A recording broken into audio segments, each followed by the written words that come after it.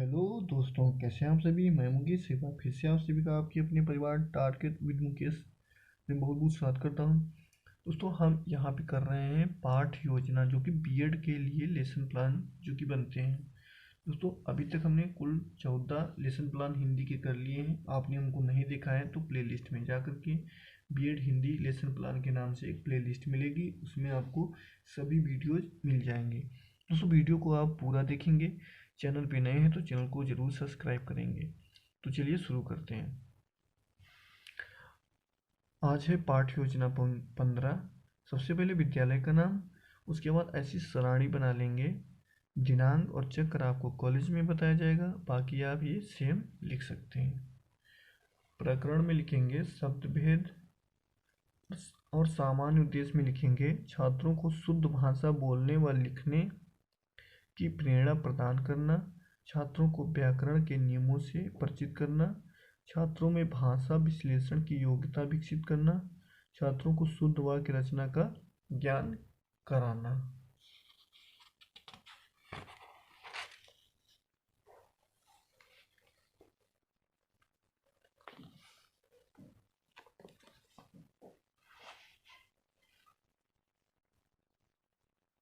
उसके बाद में विशिष्ट उद्देश्य, छात्रों को शब्द भेद का ज्ञान प्रदान कराना, छात्रों में शब्द भेद को परिभाषित करने की योग्यता विकसित करना, छात्रों को देशज शब्दों का ज्ञान प्रदान कराना, छात्रों को विदेशज शब्दों का ज्ञान प्रदान कराना। पूर्व ज्ञान में लिखेंगे छात्रों को शब्द भेद देशज विदेशज शब्दों की सामान्य जानकारी है। प्रस्तावना प्रश्न, उत्पत्ति के आधार पर शब्द के कितने भेद हैं? तो वह 4 भेद हैं। मजिस्ट्रेट शब्द होता है विदेशज। दशानन किस प्रकार का शब्द है? योग रूढ़। शब्द भेद की परिभाषा व भेद का वर्णन कीजिए। तो यह समस्यात्मक प्रश्न हो जाएगा। उद्देश्य कथन, छात्रों आज हम शब्द भेद के बारे में जानकारी प्राप्त करेंगे।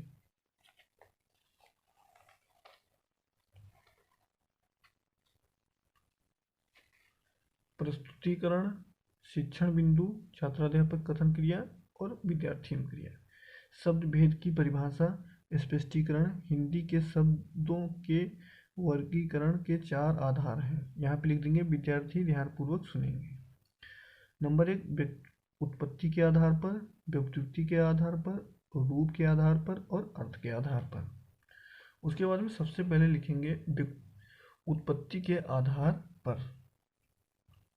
उत्पत्ति के आधार पर शब्द 5 प्रकार के होते हैं। जैसे पहला होता है तत्सम। तत्सम तत् प्लस सम। तत्सम शब्द का अर्थ उसके समान अर्थात संस्कृत के समान होकर हिंदी में परिवर्तित हो गए, उन्हें तत्सम कहा जाता है। उदाहरण अग्नि, वायु, माता, ये सभी तत्सम है। उसके बाद में दूसरा है तद्भव।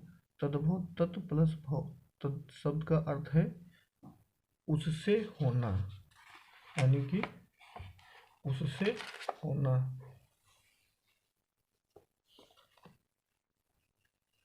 अर्थात संस्कृत शब्दों से विस्मृत होकर बने शब्द। हिंदी में अनेक शब्द ऐसे हैं जो निकले तो संस्कृत से ही हैं, परंतु प्राकृत अपभ्रंश के कारण कुछ बदलाव हो गए, उन्हें तद्भव कहा जाता है। उदाहरण उज्जल, उजला और कपूर। उसके बाद में देशज शब्द। देशज शब्द उन शब्दों को कहा जाता है जो अपने देश में ही जन्मे हों। उदाहरण जैसे थैला, गड़बड़ और पेट। विदेशज शब्द उन शब्दों को कहा जाता है जिनकी उत्पत्ति कहीं और हुई हो और प्रयोग कहीं और किया जाए। उदाहरण जैसे अप्सर और लालटेन। अप्सर और लालटेन। व्युत्पत्ति के आधार पर परिभाषित कीजिए। रचना के आधार पर शब्द 3 प्रकार के होते हैं, रूढ़, योग रूढ़ और यौगिक। यहाँ लिख देंगे, छात्र ध्यानपूर्वक सुनेंगे। रूढ़ शब्द की परिभाषा, वे शब्द जिनके सार्थक खंड न हो सकें और जो अन्य शब्दों के मेल से न बने हों, उन्हें रूढ़ शब्द कहा जाता है। उदाहरण दिन, घर, मुंह, घोड़ा। यौगिक शब्द की परिभाषा। यौगिक का अर्थ है मेल से बना हुआ। जो शब्द दो या दो से अधिक शब्दों से मिलकर बनता है उसे यौगिक शब्द कहा जाता है। उसे यौगिक कहा जाता है।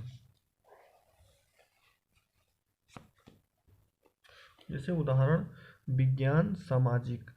योग ऋण शब्द की परिभाषा। वे शब्द जो यौगिक तो होते हैं परंतु जिनका अर्थ रूढ़ हो जाता है योग ऋण शब्द कहलाते हैं। उदाहरण जलज, लंबोदर, दशानन। रूप के आधार पर, प्रयोग के आधार पर शब्द दो प्रकार के होते हैं, विकारी शब्द, अविकारी शब्द। विकारी शब्द वे शब्द जिनमें लिंग, वचन व कारक के आधार पर मूल शब्द का रूपांतरण हो जाता है विकारी शब्द कहलाते हैं। जैसे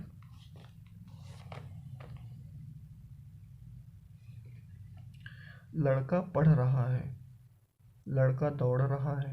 नोट: संज्ञा, सर्वनाम, विशेषण एवं क्रिया शब्द विकारी शब्द होते हैं या विकारी शब्द होते हैं।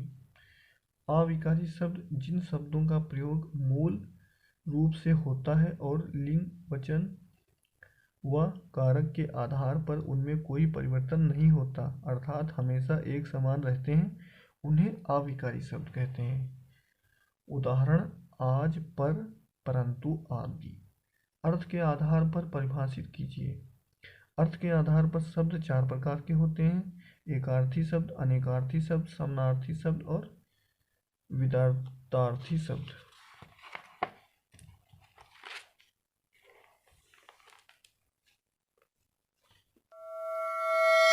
एकार्थी शब्द जिन शब्दों का केवल एक ही अर्थ होता है, उदाहरण गंगा, पटना, राधा। अनेकार्थी शब्द जिन शब्दों में एक से अधिक अर्थ होता है, उदाहरण हार, गले की हार और पराजय। समानार्थी शब्द हिंदी भाषा में अनेक शब्द ऐसे हैं जिनका अर्थ समान अर्थ होता है, उदाहरण आकाश, नभ। उसके बाद में विपरीत शब्द जो शब्द विपरीत शब्द का बोध करते हैं उन्हें विपरीत शब्द कहते हैं, जैसे दिन, रात, जय, पराजय।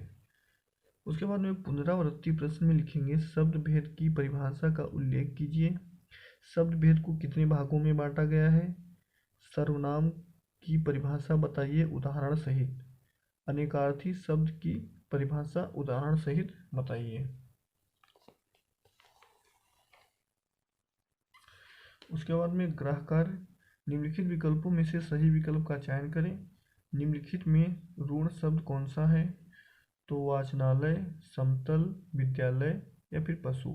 मजिस्ट्रेट शब्द है तत्सम, तद्भव, देशज, विदेशज। निम्नलिखित में यौगिक शब्द है लेखक, पुस्तक, विद्यालय और योगी। तो चलिए दोस्तों, आज के लिए बस इतना ही। कैसा लगा वीडियो या कमेंट बॉक्स में कमेंट करके जरूर बताएंगे। और चैनल पे नए हैं तो प्लीज़ मेरे डियर फ्रेंड्स चैनल को जरूर सब्सक्राइब कर लेंगे। तो मिलते हैं नेक्स्ट वीडियो में, तब तक के लिए नमस्कार।